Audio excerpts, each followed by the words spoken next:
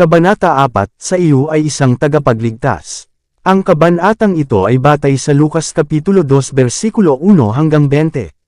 Ang hari ng kaluwalhatian ay yumuko upang kunin ang sangkatauhan.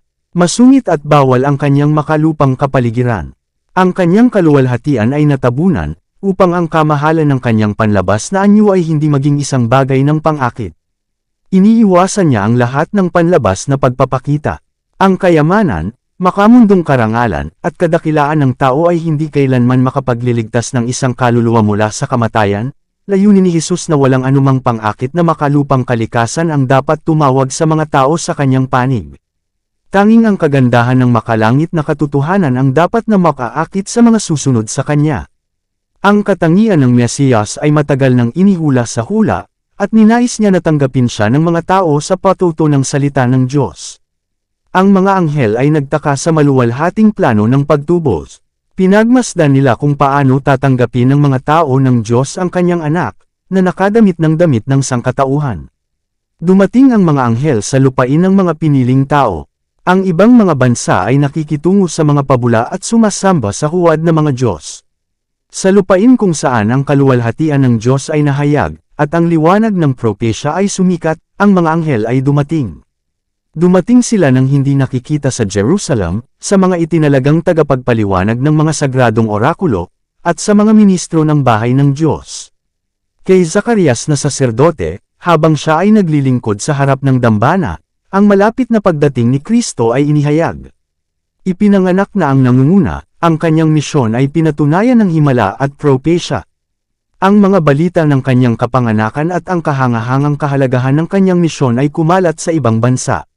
Ngunit hindi naghahanda ang Jerusalem na tanggapin ang kanyang manunubos. Nang may pagkamangha ang makalangit na mga sugo ay namasdan ang kawalang interes ng mga taong iyon na tinawag ng Diyos upang ipaalam sa mundo ang liwanag ng sagradong katotohanan. Ang bansang Hudyo ay naingatan bilang saksi na si Kristo ay ipanganganak sa binhi ni Abraham at sa linya ni David, ngunit hindi nila alam na ang kanyang pagdating ay malapit na.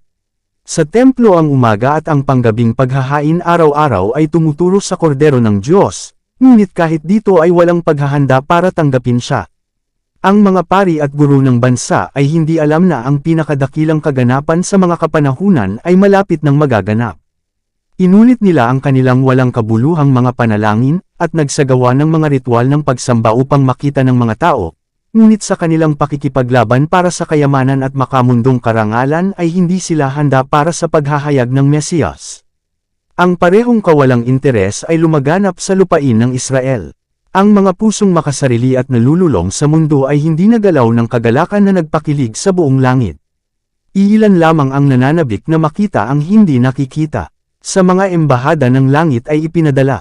Dinaluhan ng mga anghel sina Jose at Maria habang naglalakbay sila mula sa kanilang tahanan sa Nazareth patungo sa lungsod ni David. Ang utos ng imperial na Roma para sa pagpapatala ng mga tao sa kanyang malawak na kapangyarihan ay umabot sa mga naninirahan sa mga burol ng Galilea.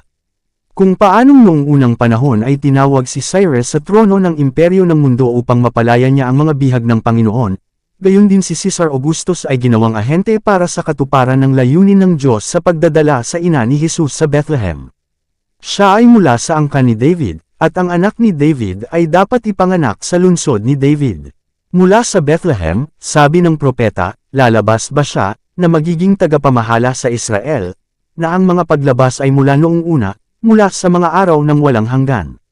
Mikas Kapitulo 5 versikulo 2, margin. Ngunit sa lungsod ng kanilang maharlikang linya, sina Jose at Maria ay hindi kinikilala at hindi pinarangalan.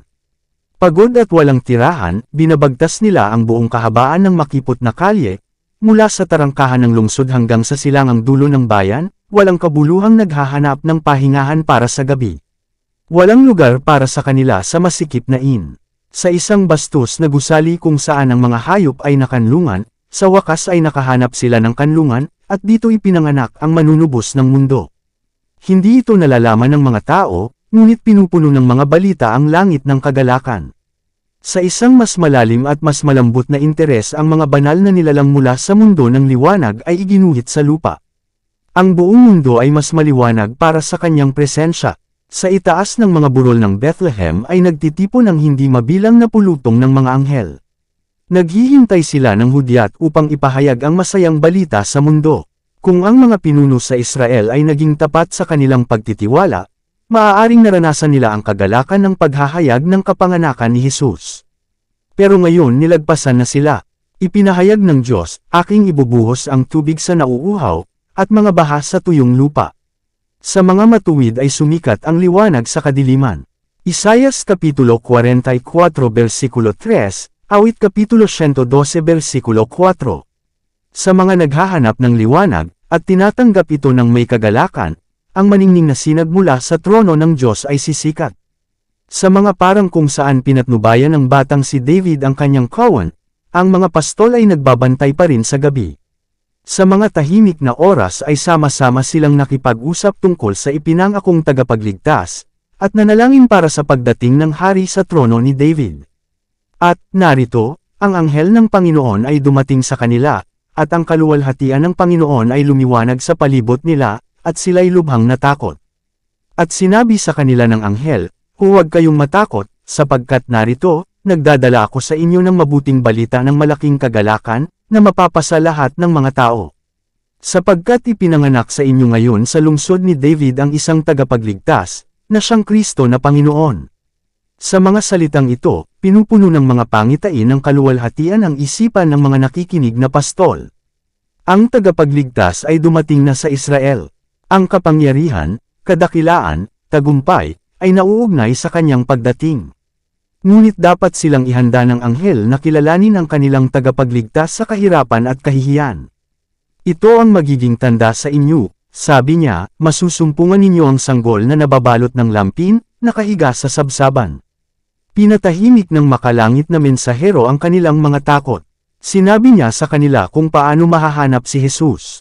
Sa magiliw na paggalang sa kanilang kahinaan ng tao, binigyan niya sila ng panahon upang masanay sa banal na ningning. Pagkatapos ang saya at kaluwalhatian ay hindi na maitago. Ang buong kapatagan ay naliwanagan ng maliwanag na ningning ng mga hukbo ng Diyos.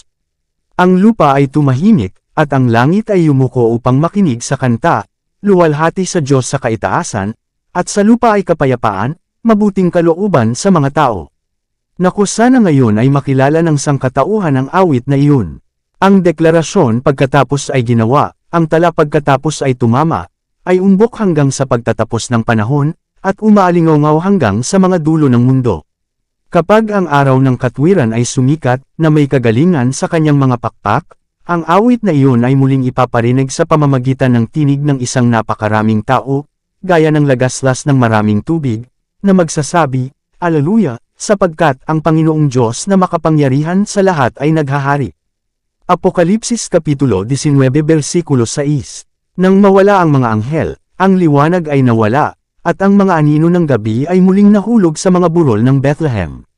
Ngunit ang pinakamaliwanag na larawang nakita ng mga mata ng tao ay nanatili sa alaala ng mga pastol.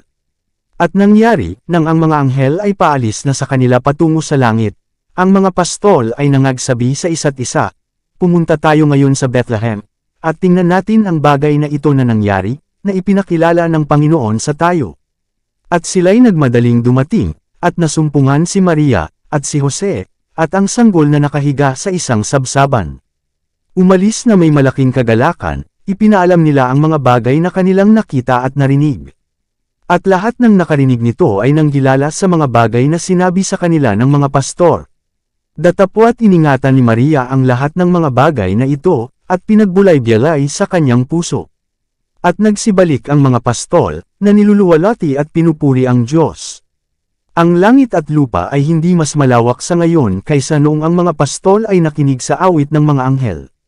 Ang sangkatauhan pa rin ang layo ng pag-iingat ng langit gaya noong ang mga karaniwang tao ng karaniwang hanap buhay ay nakipagtagpo sa mga anghel sa tanghali, at nakipag-usap sa makalangit na mga mensahero sa mga ubasan at mga bukid. Sa atin sa karaniwang mga kalagayan sa buhay, maaaring napakalapit ng langit.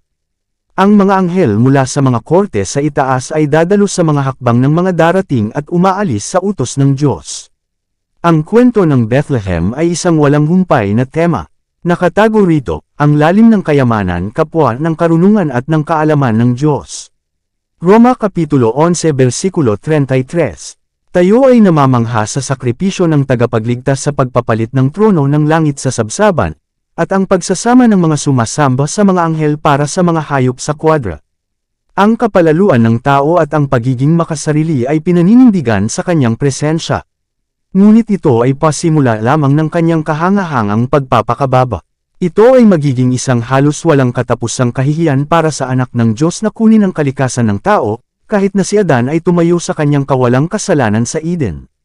Ngunit tinanggap ni Jesus ang sangkatauhan ng ang lahi ay hamina ng 4,000 taon ng kasalanan. Tulad ng bawat anak ni Adan ay tinanggap niya ang mga resulta ng paggawa ng dakilang batas ng pagmamana. Ang mga resultang ito ay ipinakita sa kasaysayan ng kanyang mga ninuno sa lupa. Siya ay dumating na may taglay na pagmamana upang ibahagi ang ating mga kalungkutan at tukso, at upang bigyan tayo ng halimbawa ng isang buhay na walang kasalanan. Si Satanas sa langit ay napupuot kay Kristo dahil sa kanyang posisyon sa mga korte ng Diyos. Lalo niyang kinasusuklaman siya nang siya mismo ay pinatalsik sa trono. Kinamumuhian niya siya na nangako sa kanyang sarili na tabyusan ang lahi ng mga makasalanan. Ngunit sa mundo kung saan inangkin ni Satanas ang kapangyarihan ay pinahintulutan ng Diyos na dumating ang kanyang anak, isang walang magawang sanggol, na napapailalim sa kahinaan ng sangkatauhan. Pinahintulutan niya siya na harapin ang panganib sa buhay na karaniwan sa bawat kaluluwa ng tao, upang labanan ang labanan bilang bawat anak ng sangkatauhan ay dapat labanan ito, sa panganib ng kabiguan at walang hanggang pagkawala. Ang puso ng tao na ama ay nananabik sa kanyang anak. Tinitingnan niya ang mukha ng kanyang maliit na anak, at nanginginig sa pag-iisip ng panganib sa buhay. Nais niyang protektahan ang kanyang mahal sa kapangyarihan ni Satanas, napigilan siya sa tukso at labanan. Upang matugunan ang isang mapait na labanan at isang mas nakakatakot na panganib, ibinigay ng Diyos ang kanyang bagtong na anak, upang matiyak ang landas ng buhay para sa ating maliliit na anak. Narito ang pag-ibig, magtaka, o langit, at mamangha, o lupa. Dito nagtatapos ang Kabanata 4. Para updated ka sa susunod na kabanata, ay huwag kalimutang mag-subscribe, mag-follow at mag-share sa ating channel Renilab TV. Maraming salamat po.